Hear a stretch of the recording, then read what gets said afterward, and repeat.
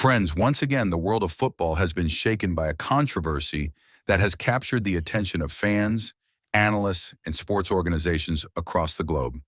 This time, the issue is not about a World Cup final, a star player's performance, or a coach's tactical decision. Instead, it revolves around the future of the FIFA World Cup itself and a proposal that has sparked serious disagreement throughout the football community. According to reports, FIFA had developed a plan to sell a share of the future revenue generated by the FIFA World Cup to private investors. The goal of this proposal was to raise billions of dollars in investment to expand FIFA's long-term projects and strengthen its financial position. However, as soon as the reports became public, UEFA strongly opposed the idea. UEFA argued that the FIFA World Cup is far more than a commercial asset. It represents the history, tradition, and passion of football fans around the world. Critics warned that allowing private investors to benefit from World Cup profits could weaken the independence of the sport and increase the influence of commercial interests over important football decisions. Reports suggested that FIFA had created a new structure known as FIFA Forward Enterprise to support this initiative. Through this plan, FIFA was reportedly seeking approximately $4.2 billion in investment. As the news spread, major media outlets around the world began debating the proposal. Former players, football executives, and sports analysts questioned whether an event as historic as the FIFA World Cup should ever become part of an investment strategy. Others argued that in today's rapidly changing sports industry, football organizations must find new financial resources to remain competitive and continue investing in infrastructure, technology, youth development, and global expansion. Critics, however, responded that if financial returns become the highest priority, the true spirit of the game could eventually be compromised. During the controversy, UEFA's 55 member associations reportedly discussed the issue extensively, and reports indicated that if the proposal had continued, even the possibility of boycotting FIFA competitions could have been considered. Such a scenario would have been unprecedented because European nations play a central role in international football and are among the strongest competitors in every major tournament. If the conflict between FIFA and UEFA had escalated further, the consequences could have extended far beyond the World Cup and affected the entire structure of global football governance. Following intense criticism, widespread media pressure, and opposition from several football organizations, FIFA eventually announced that it was withdrawing the controversial proposal.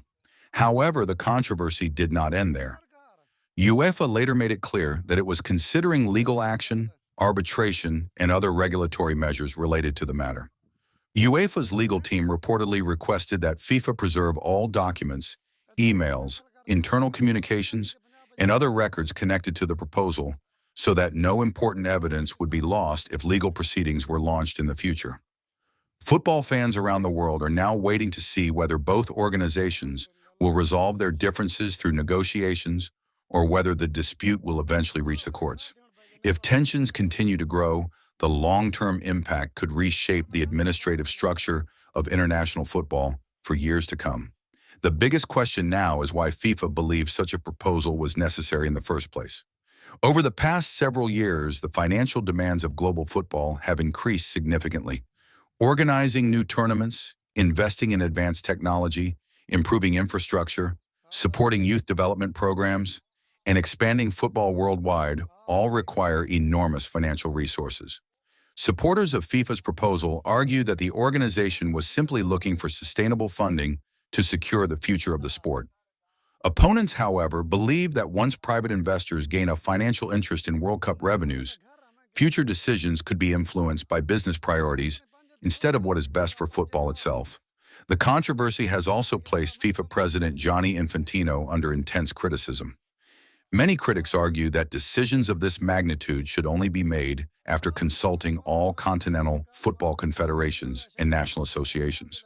On the other hand, FIFA supporters maintain that the organization has every right to explore new financial opportunities to prepare for future challenges. This disagreement has only deepened the divide between the two organizations.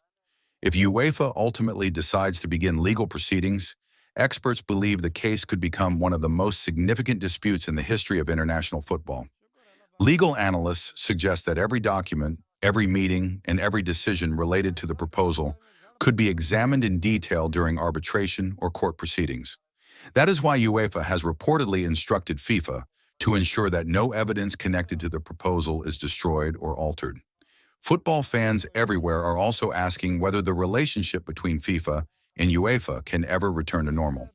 Although both organizations have worked together for decades to develop the global game, disagreements over World Cup expansion, the international match calendar, club competitions, and financial policies have continued to grow in recent years. This latest controversy has brought those tensions into the spotlight once again.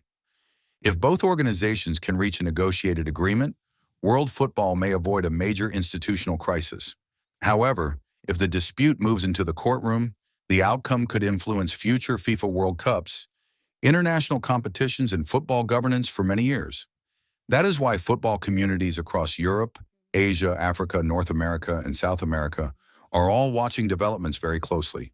For now, FIFA has withdrawn the controversial proposal, but many legal and administrative questions remain unanswered. The coming weeks are expected to determine whether this becomes nothing more than a temporary disagreement or a defining moment that changes the future of world football. If that happens, the consequences will extend far beyond FIFA and UEFA, affecting millions of football fans, players, clubs, and national teams around the world. The next chapter of this story will depend on the decisions both organizations make in the days ahead, and the entire football world is now watching closely.